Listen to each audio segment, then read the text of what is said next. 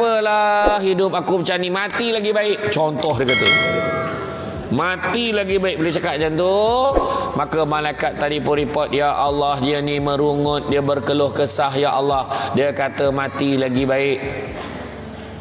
Maka Allah Ta'ala jawab, kalau begitulah jawapannya, dia merungut dengan apa yang aku berikan kepada dia, maka suruhlah dia sembah Tuhan selain aku. Maknanya Allah dah tak pedulikan kita. Wa na'udzubillah, minta jauhkan. Bila Allah bagi demam, Allah tarik 3 perkara. Allah tarik selera makan, Allah tarik kesegaran badan, dan Allah tarik dosa-dosa kita. Dan bila kita sembuh daripada demam, Allah kembalikan kesegaran badan, Allah kembalikan selera makan, tapi Allah tak pulangkan dosa-dosa kita. Sayangnya Allah kat kita.